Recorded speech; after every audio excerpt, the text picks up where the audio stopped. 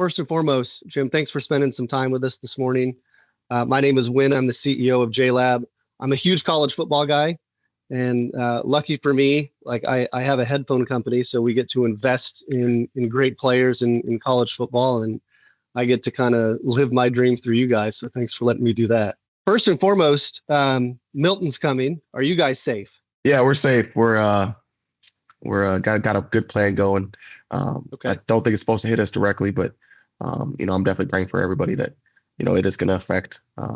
It's definitely terrible. I hope that they get the help they need and get to safety. Yeah, likewise, man. We're praying for them too. You're likely used to snow versus rain.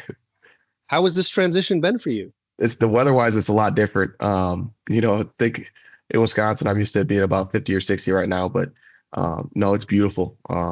And then football-wise and school-wise, university sports is as good as it gets. So I'm definitely living a life full of blessings.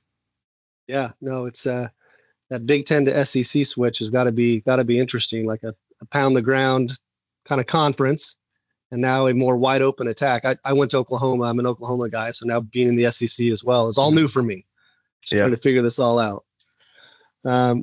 Why'd you switch? Just curious, from 13 to 17. What's the story there? Number 17 was honestly just given. I think Coach Napier likes to give guys a fresh start to be able to, kind of write a new story when they get to a school. And, he gave me number 17, and I've been, rocking it ever since. Yeah, that's cool.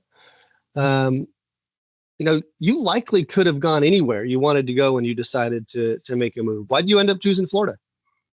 Yeah, I think Florida just was a perfect fit. Obviously my connection with Graham was huge, especially in the early stages. But getting on campus, meeting Coach Napier, seeing the integrity he has as a man, and kind of where he sees the program going, and then getting around the guys and seeing the culture in the locker room was something that I want to be a part of. And I felt like I could come in here and make an impact and on and off the field. So that's what I've been looking forward to doing. I got to ask, because this is like a bucket list place to go watch a game. What's it like playing in the swamp? Oh, it's unbelievable. I mean, we played a night game this last Saturday and against UCF, and I've ran out of the tunnel. This will be my 50th game in college this Saturday. Holy cow! Yeah, but that run out of that tunnel felt a little bit different. So, the fans love football, especially down south. I've been spoiled to have two great fan bases, but it's definitely makes you realize how many blessings you have and how grateful we are to be in the position that we are when you run out of that tunnel. Yeah, no doubt. Outside of playing at Wisconsin and playing at the Swamp, what's like a place on the road that you've enjoyed playing, or is the rowdiest?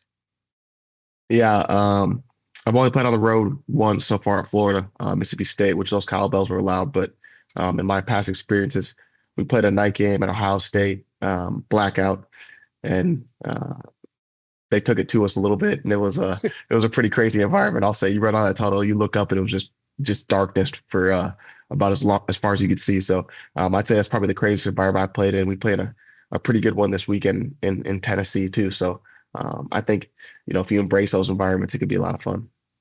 Yeah, I think you have a great chance in Knoxville. Obviously, they're coming off a loss, so I think you got them where you want them. So wish you the best when you're playing there for sure. What's your hype song? Like, what do you get ready to do? It's a little different. It changes. I'm not a guy who listens to the same thing over and over again. But this last week it was Sorry Not Sorry by Lil Yachty. That was my song that kind of got me going. All right. But it changes every week, the song that I'm listening to in the car the most, or that I feel is speaking to me. Gotcha. Okay. I know we're young in our relationship together, but certainly appreciative that you're part of the JLab family. And like you, I really enjoy coaching. Like I enjoy taking coaching. So now that you've got to use some of our stuff, what can we do better for you? I mean, it's been great. I started using, I'm a gamer, so I started using you guys as gaming headphones. That was my first experience with a Bluetooth gaming headphone that I really loved. I honestly have no complaints about anything. I think the product is top notch and super comfortable. These ones are my favorite headphones. I don't know what version of these are, but these are the ones I wear every game day. Yeah. So they're really comfortable, and I feel like the quality is top tier. I appreciate that, man. Thank you very much. Weird question. Today is Amazon Prime Day. In my world, that's like a big deal. Is there anything you got your eye on? No, I'm cheap. I live the college life. I'm pretty simple when it comes to my shopping expenses. I'm sure once I get down the line and hopefully have a family and stuff like that, I'll dip into Amazon Prime Day a little bit more. But really nothing on my mind besides the game and they provide all the clothes and stuff I need. Yeah, I got you. Well, speaking of, having a family and whatnot, what's life after football look like for you? What are you interested in? Yeah, I mean, the great thing about University of Florida was, we have the Gatorade program, which is, kind of career and post football, you know, life. They help you set it up for that. So they provide trips like I went on a real estate summit. They had guys that went to Japan, Wow. kind of get some experiences that you can take after football. I went to a sports summit in Tampa Bay, got to meet with the Buccaneers front office, and as well as the Yankees minor league front office. And I think probably working in sports somewhere like that or real estate is probably one of my major interests that I've gained through college. Nice. That's really cool. I didn't realize they had that program. That's a good deal. I read, and I'm not in the locker room, but that you're like one of the vocal leaders in the locker room. Where does that come from? Yeah, I think it just comes from, developing throughout the years, as a leader, being a young guy at Wisconsin, kind of learning from some of the older guys as well as, my parents are both great leaders. They taught me a lot of values I think that I can take to others, but, I think that we're put here to serve and help other people. So any way I can do that, I want to. I like to lead as well. I like to think I'm better than average at it. As I convince a lot of people to do what I think is right. And building a team is so important in business and in football. When you look at it, what's the biggest value of being on a team? Yeah. I think the biggest value being on a team is just having that common goal that you're working towards, kind of sharing that common interest and having people that support you and are going through the same thing as you.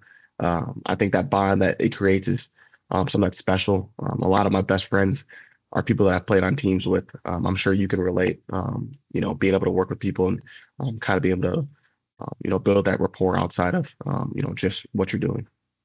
Yeah, 100%. 100%. That common goal, man. If you can get everyone striving towards that same thing, that's where the magic happens. It's awesome. All right, 2 questions left, and then I'll give you your day back. First, how do you say the name of the town where you're from? So it's Waukesha, Wisconsin. Okay. Yeah. Waukesha. I was looking at that this morning. I'm like, how the heck am I going to say this? I got a funny story about that too. I can share. Yeah, go for it. There's this music festival called Summerfest in Milwaukee, which Waukesha is just outside of Milwaukee, and Kesha came to the music festival one year, and rumor has it she offered a lump sum of money to add a money sign to Waukesha to make it Waukesha. So I think they turned it down. I don't know if that would have went well with a lot of the residents that lived there, but she made that offer. That would have been amazing. Oh, that's a good story. Yeah, thanks for sharing that. And I saved the most important question for last. What is the best brand of barbecue chips? What's the one? I'm a Lay's guy. My mom used to get like the variety packs of the chips when we were kids, and I think Lay's and there was like Doritos and stuff like that in there. But I would always grab barbecue chips. So ever since I was a little kid, I've kind of been a big barbecue chips guy. I try to stay away from it now that I'm an athlete, but every once in a while I grab a bag or two. And my daughter, she's in college at ASU. She will crush that family bag of barbecue, just like crush it. So I can. Yeah, if you're not careful, they'll be gone before you know it. For sure. Shale, I know you're busy, man. Thank you so much, for being a part of the JLab family. And if and when life after football comes for you, my door is always open for advice. You're part of the family for life, not just for a season. So reach out if you ever need anything. I'm happy to help. And good luck in Knoxville this weekend. I think you guys have a chance to crush it. And thanks again, man. Just authentically, really, really thankful. No, thank you guys. I appreciate, all you've done for me and build this relationship. And it was great to talk to you guys today. Yeah, likewise. Be well and good luck. Stay safe. Thank you as well.